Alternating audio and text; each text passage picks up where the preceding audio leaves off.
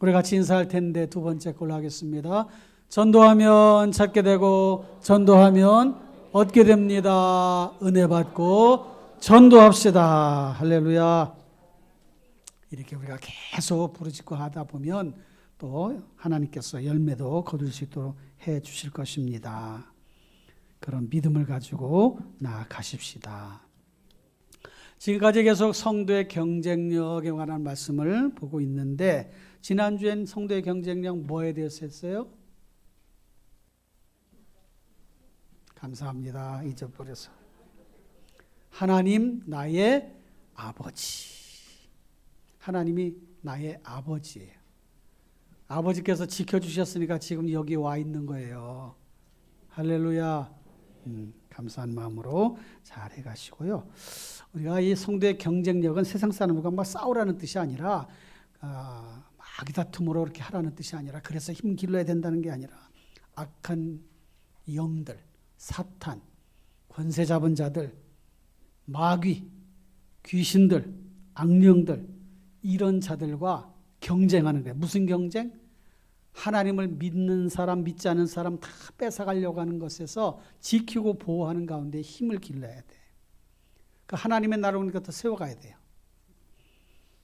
악한 영들은 하나님을 대적하잖아요. 그리고 그들 다 빠져들게 하지 않습니까?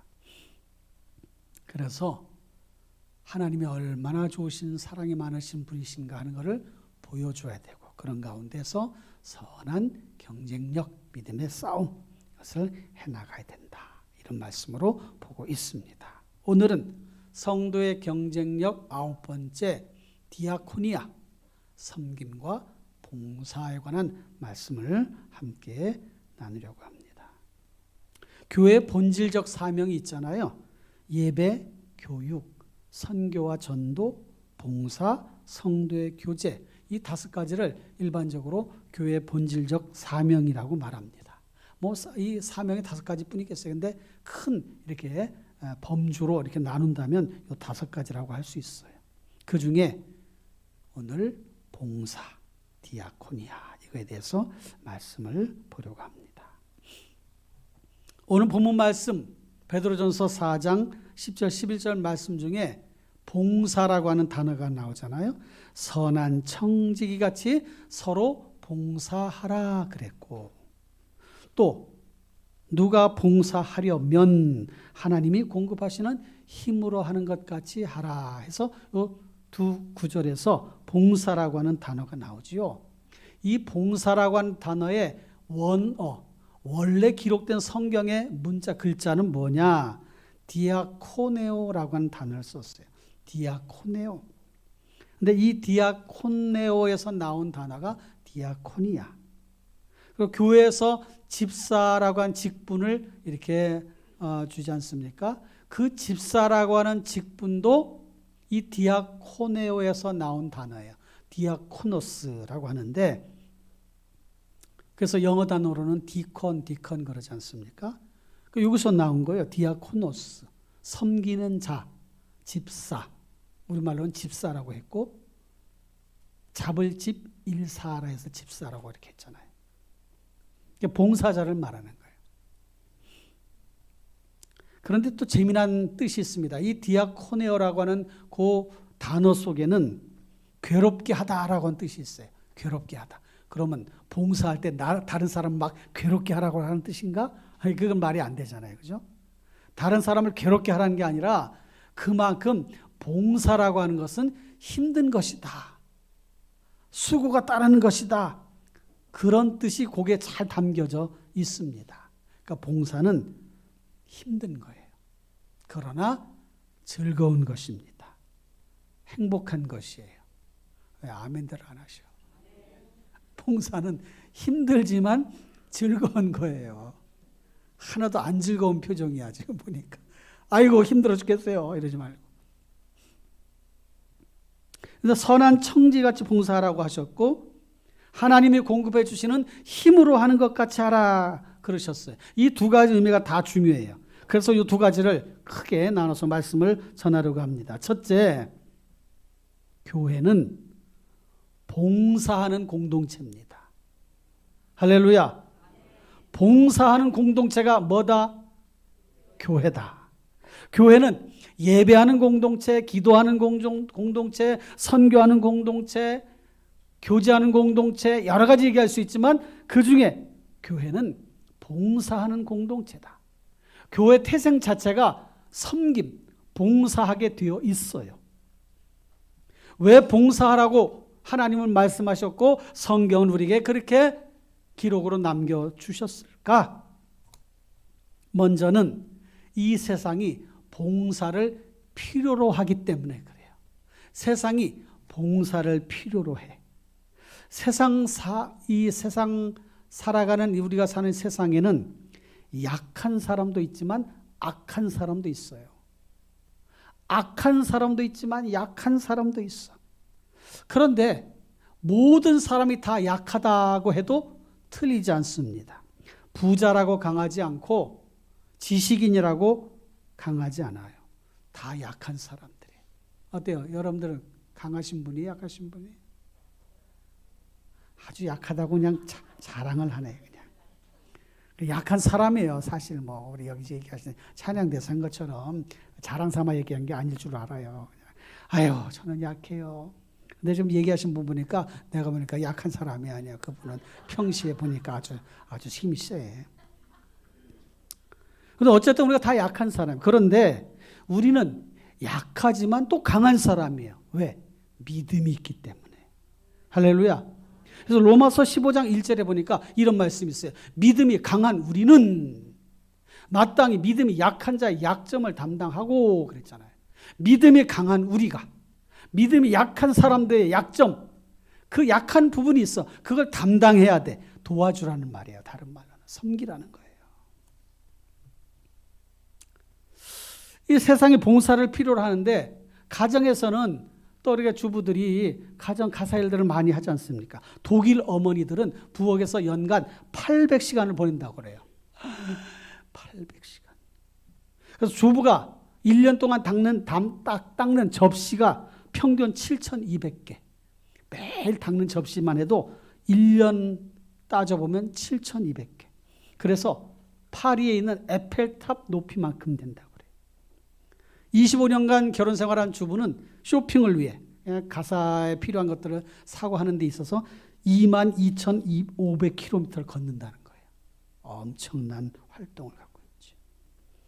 주부들은 가사와 양육에 하루 평균 4시간을 쓰게 되는데 시간당 노임을 10,000원으로 치면 주부들은 자신의 직업에 연간 1,500만 원 정도의 그런 노동을 하고 있는 셈이라는 그런 통계도 있습니다. 한국의 어머니는 어떨까요? 이보다 더하면 더했지 절대 모자라지 않을 것 같아요. 한국의 어머니들 얼마나 부지런합니까? 여기 계신 분들 다 부지런하게 그냥 막 살림살이도 가정도 돌보시고 또 직장일도 하시면서 일들 많이 하시잖아요. 그러니까 어머니의 희생이 정말 대단하다. 또 주부의 희생과 헌신이 대단하다. 남자들이 잘난 것 같아도 다 집에서 보살펴주고 도와주고 하니까 지금 이만큼 있는 거예요. 남자들 왜 대답들 안 하셔? 부모뿐만 아니라 사람을 돌봐주는 그런 일들은 너무도 많이 있고 또 그렇게 하는 일들이 세상에 어디에서나 있습니다. 디아코니아라고 하는 그 말은 도움을 필요로 하는 이들에 대한 봉사를 말하는 것인데 세상 사람들 모두가 다 도움을 필요로 하고 있기 때문에 이 디아코니아적 삶, 섬김과 봉사의 삶을 살아가는 것은 필연적이에요. 그러면 왜 하필 우리인가? 왜 내가 도와야 되나? 내가 왜 봉사해야 되나? 그 이유는 그것이 십자가의 사랑, 하나님의 사랑을 보여주기 때문에 그렇습니다. 예수님께서 우리를 대신하여 십자가에 달려 죽으심은 우리를 향하신 하나님의 사랑을 그대로 보여주고 있어요. 십자가에 달리신 예수님을 희생제물 되셨다고 말하잖아요. 희생은 누군가를 대신할 때 쓰는 말이에요. 예수님은 자신을 희생하셔서 우리를 섬기신 것입니다. 마가복음 10장 45절에 보면 다 같이 읽어주세요. 시작.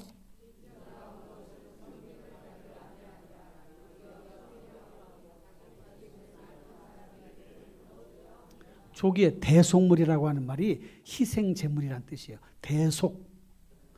죄값을 대신 치룬 제물이다. 그 뜻이에요. 대속물. 그런데 여기에 쓰여진 섬김이라고 하는 단어가 디아코네오예요. 그러니까 베드로전서 4장 10절에 11절에 나와 있는 봉사로 번역된 단어가 여기에는 섬김이라고 하는 단어로 썼어요. 그런데 원어는 똑같아. 디아코네오. 그러니까 섬김이 봉사고 봉사가 섬김이야. 우리는 섬김 그러면 굉장히 우아해 보이는데 사실 섬기는 건요. 힘든 거예요. 힘든 거예요. 잘 유의해주고 대우해주고 높여주고 그게 봉사라는 말이죠.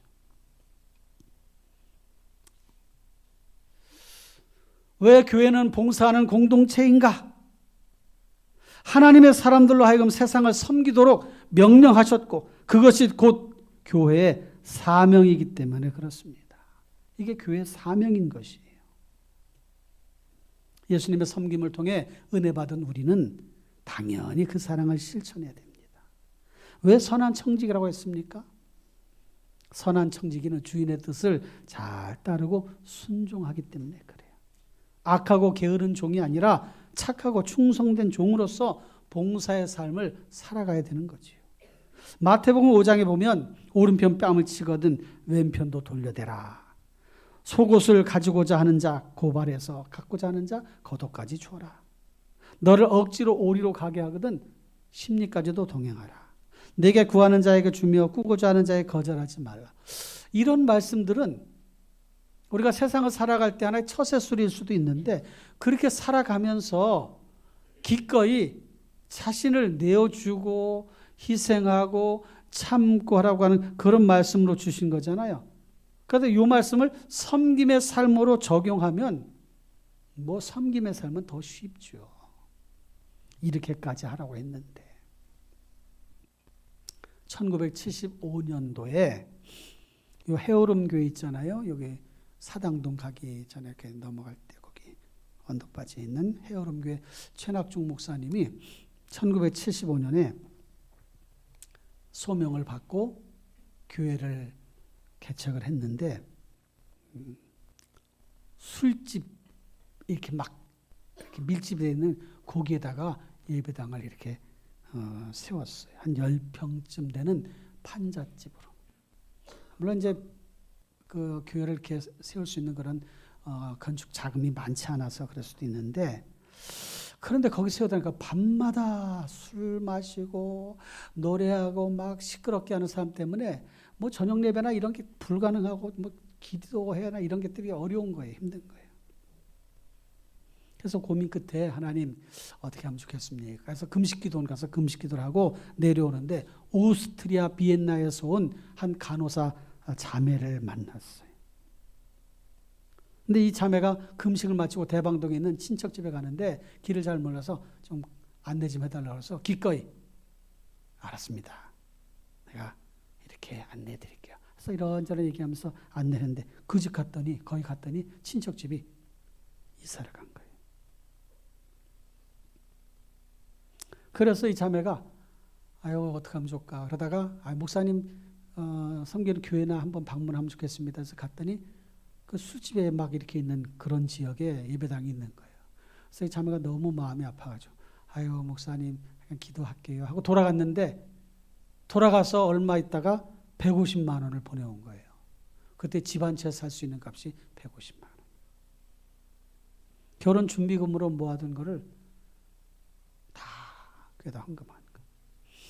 그래서 이제 예배당을 다른 데로 옮겨서 이제 사역을 하면서 또 그것이 기반이 되고 점점점 성도들이 또 이렇게 부흥이 되어져서 지금의 해오름 교회가 있었다는 그런 간증을 우리 목사님 지금도 하시고 계시는데 사실 결단하는 게 쉽지가 않지 않습니까? 정말 하나님을 기쁘시게 하는 일이 뭘까 생각하다가 영혼 구원하는 일이 너무도 귀하니까 내가 이렇게 하면 좋겠다 하고 선뜻 예배당 옮길 수 있는 그런 헌금을 했던 거지. 이처럼 섬김의 삶이라고 하는 것은 말 없이, 꾸밈 없이, 때로는 무조건, 때로는 계산 없이 하는 것이, 그것이 섬김의 삶, 봉사의 삶이라.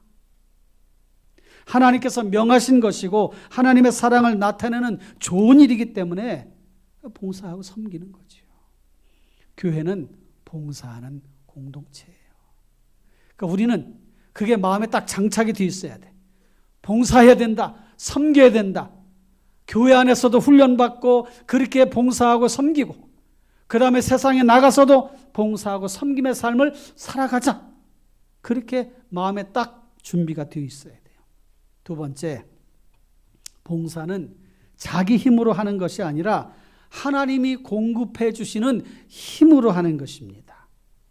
봉사할 때 치러야 할 대가가 있어요.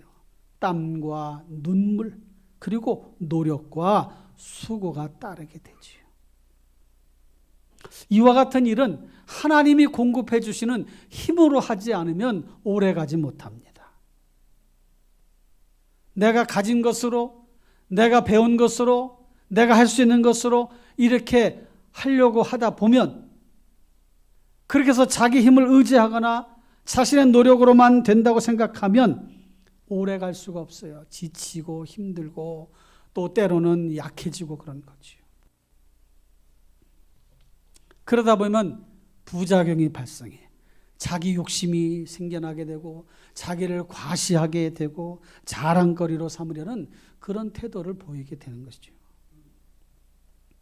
하나님이 공급해 주시는 힘으로 하라는 뜻은 또 이런 생각, 이런 또 의미가 있습니다. 세상 사람들이 하는 그 방식대로 하지 말아라. 그런 의미도 거기에 담겨져 있는 것입니다. 제자들 사이에 다툼이 일어났어요. 누가 높으냐? 예수님 그걸 보고 한심해. 너무 안타까워. 아니, 저 사람들이 내가 그렇게 가르쳐줘도 저렇게 깨닫지 못할까? 그 예수님 말씀하셨어요. 이방인의 임금들은 그들을 주관하며 집권자들은 은인이라 칭함을 받는 걸 좋아하지만 너희는 그렇지 않을지니 너 중에 큰 자는 젊은 자와 같고 다스리는 자는 섬기는 자와 같을지니라.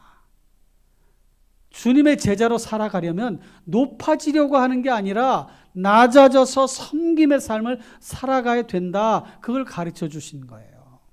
그러니까 교회는 누가 높으냐, 누가 최고냐, 그런 말을 써서도 안 되고 그런 말로 사람들이 이렇게 논란을 벌여서도 안 돼요. 교회는 다 존중하고 다 사랑하고 다 섬기고 다 위해주고 다 나보다 높으신 분입니다. 나보다 귀하신 분이십니다. 라고 그렇게 생각하고 그렇게 행동을 하고 그렇게 대해야 됩니다. 할렐루야. 우리가 그렇게 잘하고 있죠? 좋아요, 아주. 사실 이 봉사의 삶은 또 문화가 될 수 있습니다. 문화. 문화라는 게 뭐예요? 쉽게 말하면 자연 상태에서 좀 벗어나서 삶을 풍요롭게 편리하게 또 아름답게 만들어 가고자 하는 사회 구성원들이 만들어내는 새로운 삶의 행동 양식이 문화입니다. 그런데 그런 문화 중에는 세속 문화, 하나님을 거역하고 거부하고 대치하고 배격하는 그런 세속 문화가 있어요. 분명. 예를 들면 따돌림을 하는 왕따 문화 있잖아요. 왕따. 그것도 문화요. 그렇게 장착이 됐으니까. 그래서 보이지 않게 그런 것들이 작용을 해. 그래서 누가 좀 저 사람 이렇게 배척해야 되겠다 싶으면 그룹이 그 사람 한 사람을 이렇게 배격하는 거예요. 배치하는 거예요. 이런 게 세속 문화입니다.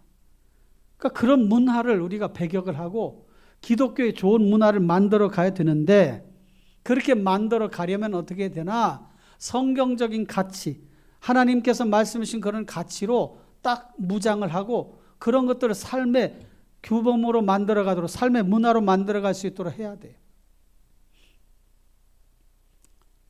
우리가 계속해서 그런 일들을 만들어가 누구를 돕고 섬기고 하면 그게 문화가 됩니다.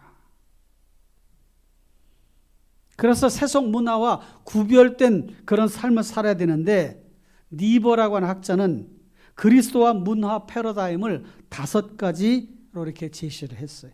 그 중에 하나가 뭐냐면 변혁 유형이라는 거예요. 변혁 유형. 이거는 기독교가 문화의 혁신을 초래할 수 있다. 그런 능력을 가지고 있다.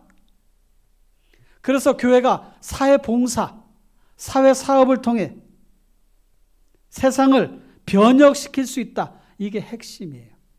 그러니까 단순한 그런 어떤 한 개별적인 봉사에서 좀 더 확장되어지면 전체적인 사회사업, 소셜 월페어를 말하는 거죠. 사회사업을, 사회봉사를 하라는 거예요. 그런 것을 통해서 세상을 변화시킬 수 있다는 거죠.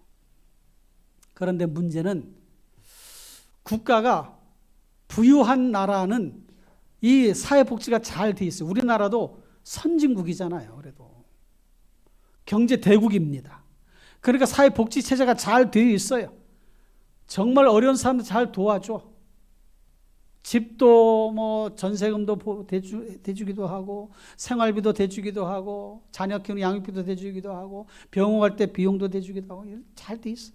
그럼에도 불구하고 또 손 써야 될 그런 차상위 계층이라든지 이렇게 그런 혜택을 못 받는 그런 부분들도 있고, 또 그거 외에도 심령들이 약하고 심신이 고단하고 힘든, 그래서 절망 가운데 빠지는 사람들도 있단 말이죠. 그런 사람들 돌보는 그런 일들을 누가 해야 되나? 국가가 할 수 없는 일도 있어요. 그런 일들 우리 교회가 또 찾아서 한다면은 또 더 큰 그런 좋은 아름다운 세상을 만들어갈 수 있겠지요. 뿐만 아니라 세계 열방에 나가 있는 수많은 나라들 보면 정말 부유하지 않은 그런 나라들도 있어요. 정말 어려움 가운데 있는 나라들이 있습니다. 이번에 제가 방콕에 갔을 때 그 선교사님 그 사역지 이렇게 돌아봤는데, 그 선교 빈민사역, 도시 빈민사역 청소년들, 어린이들 대상으로 5군데를 하고 있더라고요. 이제 2군데를 갔었는데, 그 공간도 없어요. 그냥 조그만 공간에서 애들 10명, 또 한 지역에서 20여 명 모이는데, 그 아이들이 와서 성경 공부도 하고 말씀도 배우고 그렇게 하는 거예요. 그 생활이 너무 어려운 거예요. 태국이 잘 사는, 그래도 동남아에선 잘 사는 나라가 태국인데, 그런 가운데서도 어려운 사람이 있어요. 우리나라도 마찬가지죠. 어려운 사람들이 있죠. 근데 그런 사람들 통해서 복음을 전하는 거예요. 그런 어려운 사람들 대상으로. 갔더니 신발이 쫙 늘어서 했더니 중고 신발이에요. 그거를 다 빨아가지고 중고시장에 내다 팔고서 그걸로 생활하는데, 그 센터 앞에다 신발에 수십 컬러가 있더라고요. 거기 평일날 그때 안 모이니까 그 주민들이 거기다가 다 말리느라고, 햇볕이 좋으니까 다 하더라고요. 이제 그런 일들을 우리가 찾아서 해야 되고, 그렇게 행하고자 할 때에 하나님께서 우리를 어떻게 쓰실지를 기대하고 그런 비전을 또 마음속에 품어야 된다는 거죠. 그럴 때에 자기 힘으로 하는 게 아니라 하나님이 공급해 주시는 힘으로 한다고 생각하고, 실제로 하나님 우리에게 그런 마음을 주시면 그런 또 길을 열어 주십니다. 그렇게 하게 하십니다. 그러니까 우리에게 그렇게 하려고 하는 마음을 가지면 얼마든지 할 수가 있어요. 일평생 살아가면서 우리에게 주신 정해진 물질이 있습니다. 평생 살아가면서 쓰는 돈이 있고 버는 돈이 있어요. 그것을 가지고 나 혼자 잘 먹고 잘 살고 살다가 간다고 하면 한 달란트 받은 사람하고 똑같지 않겠습니까? 어떻게 하다 왔니? 요거대로 잘 쓰다 왔어요. 잘했다 이놈아. 그것을 이렇게 했으면 더 좋았을 거 아니겠느냐? 물으실 수 있단 말이죠. 여러분, 왜 우리가 세속 문화가 아닌 기독교의 가치를 가지고 해야 되는가? 목적이 있습니다. 실제적으로 우리가 섬김과 봉사의 삶을 살아가야 될 이유는 상실된 하나님의 형상을 회복시키는 데 있어요. 하나님이 원래는 사람을 잘 살게 만드셨어. 에덴 동산에서 행복하게 살게 만드셨어. 타락했어. 쫓겨났어. 수고해야 돼. 땀 흘려 해야 돼. 해산의 고통을 주셨어. 그게 징벌로 주신 거예요. 그러다 보니까 삶이 힘들어. 그래서 그런 섬김의 삶, 도움의 삶, 돕는 삶을 살다 보면 상실된 하나님의 형상, 그 사랑의 그런 모습을 회복시켜 주게 되는 거죠. 그러면서 인간의 존엄한 그런 모습을 찾게 해주는 거예요. 그러면서 구별된 실천 모습으로 하나님께서 보여주신 대로 본을 받아 본을 따라 살아가도록 이끌어 주는 것입니다. 예수님이 행하신 것처럼 섬김의 마음으로 자비롭고 은혜로운 모습으로 섬기는 거예요. 그리고 거룩함을 유지하고 섬김의 자세로 봉사할 뿐만 아니라 그를 통해서 구원사업, 하나님의 복음을 전하는 그 구원사업, 거기에 연결이 될 수 있다는 거죠. 물론 선교가 봉사가 전도 목적으로 접근하는 것은 바람직한 건 아니에요. 그러나 그렇게 행할 때 자연스럽게 복음을 전하는 일들이 이루어지게 된다는 거죠. 사람들에게 영향을 끼치는, 초대교회가 그랬습니다. 초대교회 성도들이 집을 내놓고 땅을 내놓고 자신의 재산을 내놔, 그래서 막 사람들에게 나눠주고 하다 보니까 여태까지 맛보지 못했던 그런 진정한 하나님의 사랑을 체험하게 됐다는 거예요. 그러니까 주님 앞으로 돌아오는 역사가 일어나서 3,000명, 5,000명씩 회개하는 역사가 일어났던 것입니다. 그러니까 여러분, 우리 교회가 봉사하는 일에, 섬기는 일에 더욱더 확장된 마음으로, 열려진 마음으로 관심을 갖고 그런 일에 참여하고 또 그런 일들을 개발하고 실천해 가는 그런 우리 교회가 되어지기를 주님의 이름으로 부탁을 드립니다. 그런 것에 관심을 갖고 어려운 나라 또 열방에 있는 사람들 섬기는 일도 힘써 나아가고, 예수님은 과부와 고아와 병자와 사회적 약자들 돌보는 일을 하셨어요. 그게 그 당시에 큰 반향을 불러일으켰고 변화가 일어나 오늘날의 기독교가 세워진 거예요. 그런데 오늘날에 우리 한국의 교회 잘하는 것도 있지만 유지하기 힘들어. 그거에 바빠. 큰 교회는 큰 교회대로, 작은 교회는 작은 교회. 여러분, 신명기 24장 21절 말씀은 이런 말씀이 있어요. 내가 내 포도원에 포도를 딴 후에 그 남은 것을 다시 따지 말고 객과 고아와 과부를 위하여 남겨두라. 이게 성경에 나오는 사회사업이에요. 사회사업. 포도원에 포도를 다 따지 마라. 조금 남겨둬. 왜? 객, 손님이잖아요. 나그네. 고아와 과부를 위하여 남겨두라. 그러니까 성경적인 사회사업의 그 모습이 여기에 있는 거죠. 시편 146편 9절에 보면 여호와께서 나그네들을 보호하시며 고아와 과부를 붙드시고 악인들의 길은 굽게 하시는도다. 예수님이 삭개오의 집에 들어가셨어요. 사람들로부터 외면당했던 사람이, 그의 직업 때문에 그랬죠. 세리 때문에, 세리장이기 때문에. 그런데 예수님은 그를 사랑으로 품어주셨어. 그의 마음의 문이 열렸어. 그리고 예수님을 받아들였고 가르침을 받아들였어. 주님, 제 가진 재산 절반을 팔아 가난한 사람을 돕겠습니다. 누구 것을 강탈했다면 4배나 갚겠습니다. 예수님의 그 사랑의 마음으로 사람들부터 외면당하고 멸시당했던 이 사람, 물질적으로는 부유했을지 모르나 사람들부터, 동족들로부터 배척당했어. 그러니까 이 사람도 사회적 약자의 어떤 면에서는 심정적으로, 정서적으로, 정신적으로 이를 품어줬던 거예요. 베데스다 연못가에 병자들이 모여 있습니다. 물이 동할 때 들어가면 나올 수 있었는데 누워서 38년 동안 병을 앓았던 이 사람은 다른 사람들이 먼저 들어가니까 들어갈 수가 없었어요. 예수님이 그를 보시고 낫고자 하느냐? 예, 제가 이만저만해서 이렇게 해서 지금 들어가지 못하고 있습니다. 그래, 네 자리를 들고 걸어가라. 그 자리에서 낫는 역사가 있지 않았습니까? 예수님이 그런 사회적인 약자, 돌봄의 그런 모습을 보여주셨던 거예요. 왜 그렇습니까? 그게 하나님께서 연약한 사람들, 죄인들을 구원하시기 위해 예수님 이 땅에 보내신 그 하나님의 사랑을 가장 잘 보여줄 수 있는 것이 바로 봉사와 섬김의 삶이기 때문에 그렇습니다. 그러니 우리가 어떻게 해야 되나? 기회가 닿는 대로, 아니면 기회를 만들어서라도 봉사하는 일에 마음을 모으고 힘을 모으고 뜻을 모아서 실천해 가자는 거지요. 사랑하는 성도 여러분, 이런 마음으로 마음에 딱 장착하고 그렇게 실천해 가십시다. 할렐루야. 적용과 실천. 봉사가 무슨 경쟁력이 될까? 경쟁력이에요.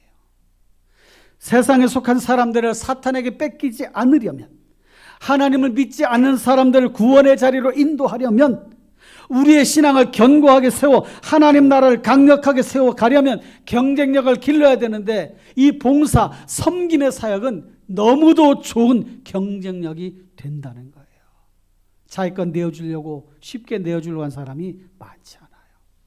그런데 우리가 내 가진 것 많아서가 아니라 내 가진 것 작은 것이라도 나눠주려고 하는 마음을 가지고 실천하게 된다면 이보다 더 확실한 경쟁력, 악한 영들로부터 사람들을 주님께로 인도하고자 하는 그런 열망, 그런 결실을 맺는데 이보다 더 좋은 경쟁력은 없다는 거지요.